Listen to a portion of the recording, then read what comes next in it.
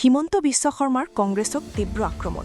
অসমৰ মুখ্যমন্ত্ৰী হিমন্ত বিশ্ব শৰ্মাই ৰাহুল গান্ধীৰ গ্ৰেপ্তাৰৰ সতৰ্কবাণীক উৰাই দি কৈছে যে গান্ধী পৰিয়ালক তেওঁক গ্ৰেপ্তাৰ কৰিবলৈ 7 জন্ম লাগিব তেওঁ ৰাহুলক পাপ্পু বুলি কটাক্ষ কৰি গৌৰৱ গগৈকো আক্ৰমণ কৰে নিৰ্বাচনী প্ৰচাৰত ব্যক্তিগত আক্ৰমণ তীব্ৰ হৈছে নীতিন নবীনে কংগ্ৰেছ চৰকাৰক দোষাৰোপ কৰে বিজেপিৰ ৰাষ্ট্ৰীয় সভাপতি নীতিন নবীনে কৈছে যে কংগ্ৰেছ চৰকাৰে ভোট বেংক ৰাজনীতি আৰু অনুপ্ৰৱেশকাৰীক দূষণ কৰি বৰাক উপত্যকাক অপৰাধৰ কেন্দ্ৰ কৰি তুলিছিল শ্ৰীভূমি জিলাত ৰামকৃষ্ণনগৰ প্ৰাৰ্থীৰ সমৰ্থনত ৰেলীত এই মন্তব্য কৰে অছদুদ্দিন ওৱেছিৰ প্ৰচাৰে উত্তপ্ত কৰিলে নিৰ্বাচন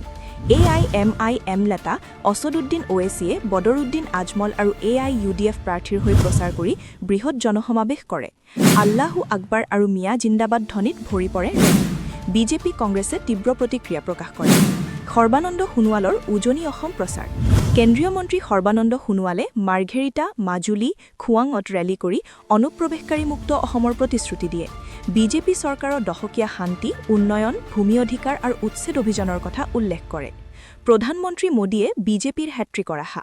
প্ৰধানমন্ত্ৰী নৰেন্দ্ৰ মোদীয়ে অসমত ৰেলী আৰু চাহ বাগিচা পৰিদৰ্শন কৰি দৰিদ্ৰ আৰু মধ্যবিত্তৰ কল্যাণ আদিবাসী অধিকাৰ সুৰক্ষাৰ কথা কয় কংগ্ৰেছৰ অৱহেলাক আক্ৰমণ কৰি তৃতীয়বাৰ বিজেপি চৰকাৰ গঠনৰ আত্মবিশ্বাস প্ৰকাশ কৰে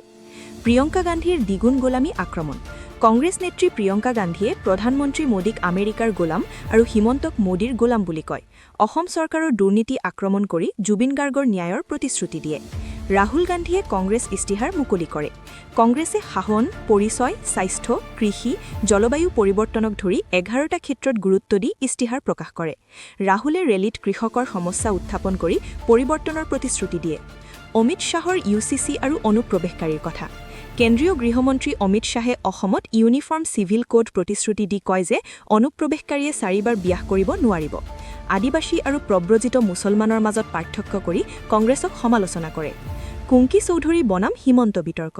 গুৱাহাটী কেন্দ্ৰীয় সমষ্টিৰ 27 বছৰীয়া AJP প্ৰাৰ্থী কুংকি চৌধুৰীয়ে হিমন্তৰ গৰুৰ মাংস আৰু পৰিয়াল সম্পৰ্কীয় অভিযোগক অস্বীকাৰ কৰি প্ৰত্যুত্তৰ দিয়ে তেওঁক অসমৰ আটাইতকৈ কম বয়সীয়া প্ৰাৰ্থী বুলি কোৱা হয়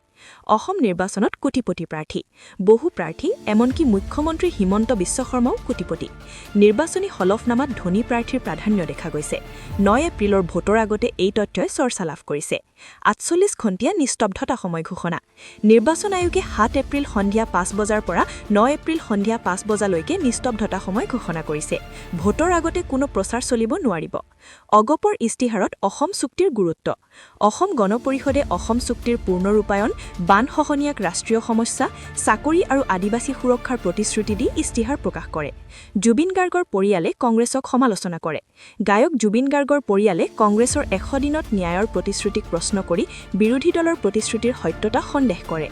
অসমত LPG সংকট 2000তকৈ অধিক পৰীক্ষাৰ পাছত 18 জন বিতৰকৰ বিৰুদ্ধে ব্যৱস্থা গ্ৰহণ কৰা হৈছে নিৰ্বাচনৰ সময়ত LPGৰ অভাৱে ৰাইজক অসুবিধা দিছে কাছাৰত প্ৰথমবাৰ ভোটদাতা কাছাৰ জিলাত প্ৰায় 34000 যুৱক যুৱতী 18ৰ পৰা 19 বছৰীৰ প্ৰথমবাৰ ভোট দিব চাকৰি নাগৰিক সমস্যা আৰু স্থানীয় উন্নয়নক তেওঁলোকে প্ৰাধান্য দিছে AIUDF নেতা আমিনুল ইছলামে কংগ্ৰেছত যোগদান হস্তগিত AIUDF নেতা আমিনুল ইছলামে ভোটৰ কেইদিনমান আগতে কংগ্ৰেছত যোগ দিয়ে এয়া এটা মিত্ৰতাৰ পৰিৱৰ্তনৰ অংশ মণিপুৰ মুখ্যমন্ত্ৰীৰ অসম সীমান্ত ভ্ৰমণ মণিপুৰ মুখ্যমন্ত্ৰী 4 এপ্ৰিলৰ পৰা 6 এপ্ৰিললৈ জিৰিবাম অসম সীমান্ত অঞ্চলত সম্প্ৰদায়ৰ সৈতে যোগাযোগ কৰিব বিজেপিৰ জয়ৰ আত্মবিশ্বাস পীযুষ হাজৰিকাৰ দৰে নেতাই কংগ্ৰেছৰ প্ৰত্যাখ্যাবত ভৱিষ্যতবাণী কৰি উন্নয়ন আৰু পৰিচয়ৰ ওপৰত গুৰুত্ব দি সংখ্যাগৰিষ্ঠতাৰ আশা কৰে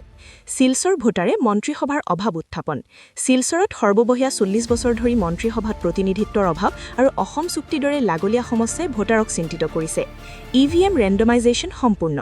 অসম নিৰ্বাচনৰ বাবে EVM আৰু VVPATৰ দ্বিতীয় ৰেণ্ডমাইজেশ্যন শস্যভাৱে সম্পূৰ্ণ হৈছে প্ৰাৰ্থীসকলক তালিকা দিয়া হ'ব যাতে ন্যায়সংগত প্ৰক্ৰিয়া নিশ্চিত হয়